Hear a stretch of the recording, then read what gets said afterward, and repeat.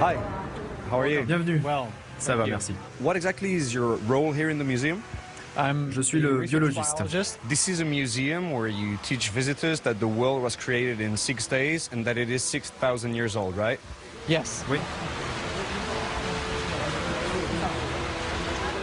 Ça, c'est la base scientifique sur laquelle se base tout le musée. En fait, cette base scientifique, c'est les différents chapitres de la Bible pour expliquer toute l'histoire du monde et de l'humanité.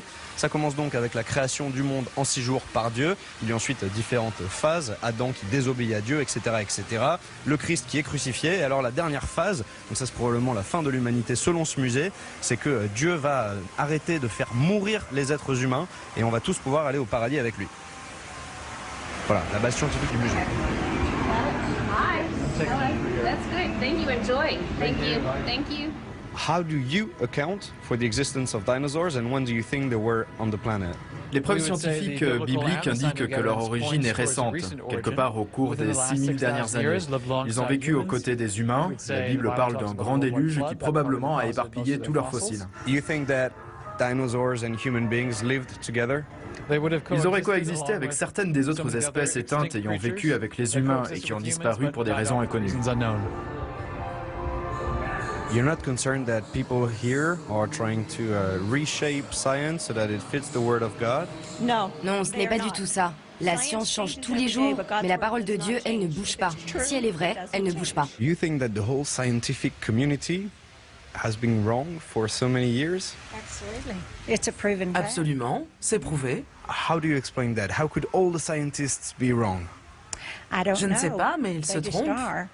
À l'évidence, ils ne suivent pas les Écritures. What's that? Après le déluge, il ne restait que 8 personnes. Tout le monde parlait la même langue. La question qui se pose alors, c'est mais d'où viennent tous les différents groupes ethniques? L'explication se trouve dans le chapitre 11 de la Genèse. Dieu a dit aux hommes de se disperser, ils ne l'ont pas fait, alors il les a punis en mélangeant leurs langues. C'est ça l'origine des différents groupes ethnico-linguistiques qui existent aujourd'hui. Ça représente le tunnel du temps, remonte jusqu'à la création, il y a 6000 ans, jusqu'au chapitre introductif de la Genèse. Voilà ce qui arrive si vous rejetez la Genèse, la plupart des maux de notre société. Aux chrétiens d'aujourd'hui qui sont contre l'avortement, l'homosexualité, la pornographie, nous disons la justification de tous les préceptes moraux de la Bible remonte à la Genèse. You studied in Harvard and you believe all the stuff you've told us?